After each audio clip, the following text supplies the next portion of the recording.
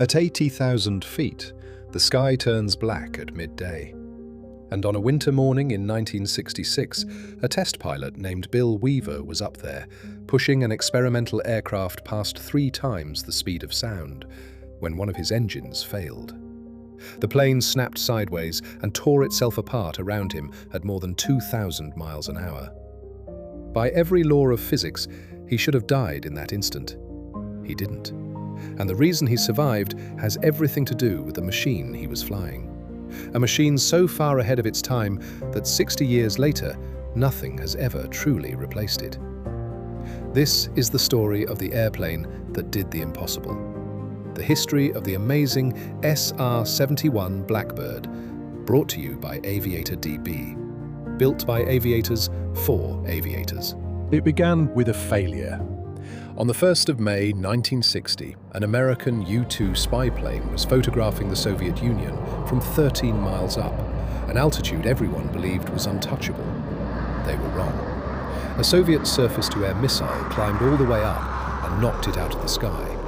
The pilot, Gary Powers, was captured alive, and the United States was caught spying red-handed in front of the world. The lesson was brutal and clear. Flying high was no longer enough, because the enemy could now reach the edge of the sky. America needed something radically different, an aircraft that could fly so high and so fast that no missile, no fighter, nothing on Earth could catch it. The requirement bordered on fantasy. Cruise at more than 3 times the speed of sound, above 80,000 feet for hours at a time. Nothing like it had ever flown. The job went to a secret team at Lockheed, the Skunk works, and its legendary chief engineer, Clarence Kelly Johnson. And it didn't start as the SR-71 at all. It began as a covert CIA aircraft, codenamed Oxcart, the A-12, tested at a desert base so secret it officially did not exist. From that program came the Air Force's 2-seat version, the SR-71. Work began in total secrecy. The first A-12 flew in 1962, lifting off from a dry lake bed in the Nevada desert, a base that wouldn't appear on any map for decades. The SR-71 itself first took to the sky in December 1964. For years, almost nothing about it was public. Not its shape, not its true speed, not even the metal it was built from. The Blackbird was a ghost, and that was exactly the point. And it almost never got built. The costs were staggering. The technology kept failing. Senior Pentagon leaders nearly cancelled it more than once. This was, very nearly, the plane that never was. What saved it was simple. The country had no other way to see what the Soviets were doing, and the Blackbird was the only machine on the drawing board that could. How do you build an aircraft that can fight physics itself? The challenges the team faced were unlike anything aviation had ever seen, and the first was heat. At 3 times the speed of sound, friction with the air heats an aircraft's skin to over 600 degrees, hot enough to glow. Ordinary aluminum, the metal nearly every airplane is built from, would soften and fail. So the Blackbird had to be built almost entirely, more than 80%, from titanium, a metal light enough to fly and tough enough to take the heat. And here was the cruelest part of the puzzle. At 80,000 feet, the air outside was colder than 60 degrees below zero, while the skin of the aircraft glowed at over 600 degrees above. The Blackbird was freezing and burning at the very same instant. No machine had ever been asked to live in both extremes at once, and every material, every rivet, every idea would be pushed to its breaking point to make it possible. But in 1960, the United States barely produced any titanium. And here is one of the great ironies of the Cold War. The richest source of it on Earth was the Soviet Union itself. So the CIA set up a web of front companies and secretly bought the raw titanium, much of it traced straight back to the very country the Blackbird was being built to spy on. The Soviets were, without ever knowing it, supplying the metal for the airplane that would soon photograph their every secret. And the titanium fought back. It was brittle and temperamental. It shattered if handled wrong. It corroded when touched by ordinary cadmium-plated tools, and it had to be welded inside shields of inert gas. Machining a single wing part meant cutting away as much as 90% of the metal as shavings. Before Lockheed could build the airplane, They had to invent entirely new ways to build anything at all.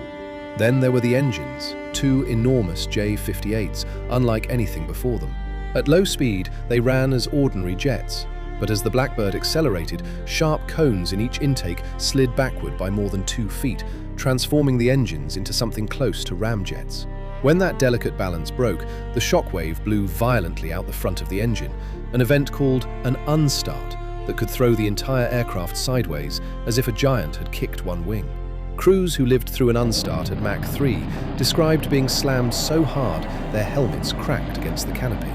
Even the fuel was extraordinary. It was so stable you could drop a lit match into it and it would not ignite. So to start the engines, they injected a chemical that burst into a brilliant green flash. To this day, that green flash is the signature of a Blackbird coming to life. The fuel did double duty too, pumped through the airframe as a coolant, soaking up the furnace-like heat before it was ever burned. And the airframe was built deliberately loose. On the ground, its panels didn't seal, and it dripped fuel onto the tarmac, because the metal was designed to expand and seal only once it heated up in flight. So every mission began the same way.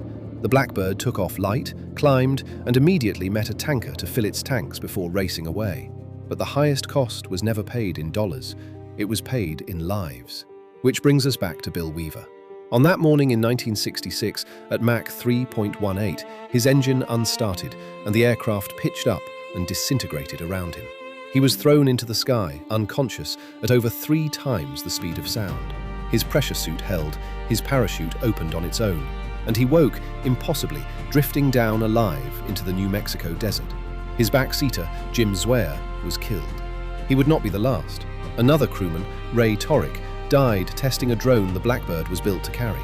This machine was teaching its own makers, in the hardest way imaginable, just how unforgiving the edge of the envelope could be. And then it all paid off, spectacularly. When the Blackbird finally entered service, it didn't just meet its impossible requirements, it shattered them. In 1976, an SR-71 was officially clocked at over 2,100 miles an hour, faster than a rifle bullet, and climbed past 85,000 feet. Nearly 50 years later, no air-breathing aircraft has ever flown faster or higher. It crossed the Atlantic, New York to London, in under 2 hours. In a single hour, it could photograph 100,000 square miles of the Earth, its cameras sharp enough to pick out individual vehicles from 17 miles up. Imagine sitting in that cockpit. Flying the Blackbird was closer to spaceflight than to aviation. The crews wore full-pressure suits worth more than $100,000, breathed pure oxygen, and ate a steak and eggs meal before missions that ran as long as 10 or 11 hours. From the cockpit, they looked out on a sky that was black at noon, with the curve of the Earth bending away beneath them. They were chosen as carefully as astronauts, and the program deliberately screened out the hotshots. This machine rewarded discipline, not bravado. And it flew into the most dangerous airspace on the planet. During the 1973 war in the Middle East, Blackbirds flew 11-hour marathon missions, refueling again and again in mid-air, bringing back intelligence that shaped diplomacy at the highest level. Over North Korea, over the Middle East, over Libya in 1986, surface-to-air missiles climbed after it again and again, and not one ever found its mark. The Blackbird's defense was breathtakingly simple. When a missile came up, the crew pushed the throttles forward and outran it. Of the roughly 32 built, a dozen were lost to accidents, but in nearly 30 years of service, not a single one was ever lost to an enemy. Pilots love to tell the story of a radio call over Los Angeles, where a Blackbird crew, asked for a routine ground speed check, casually reported a number so high it left every other pilot on the frequency speechless. Whether it happened quite that way, no one can prove, but nothing else in the sky was even close. One mission caught the whole legend in a single moment. In April 1986, hours after American jets struck targets in Libya, a Blackbird crewed by Brian Shull and Walter Watson swept back over the country to photograph the damage. As they crossed the coast at over 3 times the speed of sound, Libyan missiles climbed up to meet them. The crew's answer was the only one the Blackbird ever needed. They pushed the throttles forward, and the missiles fell away behind them. Years later, Brian Shull would tell that story to the world, and it became one of the most beloved tales in all of aviation. For nearly 30 years, the Blackbird was America's eyes where nothing else could reach. It photographed missile sites and front lines, watched wars unfold from the edge of space, and carried home intelligence that shaped decisions at the highest levels of government, without ever firing a shot, and without ever being caught. So why isn't it still flying? Not because anything ever caught up to it. The Blackbird was retired in 1990 for the most ordinary reason of all: money. Keeping it flying cost hundreds of millions of dollars a year, a tiny fleet of the most demanding aircraft ever built, every mission a marvel of tankers, specialized fuel, and ground crews in pressure suits. And by then, spy satellites could do part of its job from orbit without risking a single crew. On its final flight, on the way to the Smithsonian, it set one last record: Los Angeles to Washington in just 64 minutes. The Air Force missed it so badly, they pulled a few back into service in the mid-1990s, and NASA flew them as research aircraft until nearly the end of the decade. But in the end, the Blackbird was retired for good, and decades later, nothing has truly replaced it. It remains the fastest air-breathing aircraft ever built, drawn with slide rules and hand tools by people who refuse to accept the word impossible. Built from a rival's metal, leaking fuel on the runway, flown by men in pressure suits to the edge of space. The SR-71 Blackbird, proof of what becomes possible when brilliant people refuse to accept the word impossible. For the latest aviation news, a detailed encyclopedia of nearly every aircraft ever built, and a place to track your own aircraft sightings, visit AviatorDB.com, the site built by aviators for aviators. Subscribe, and we'll see you next time as we tell the story of another legend that earned its place in the sky.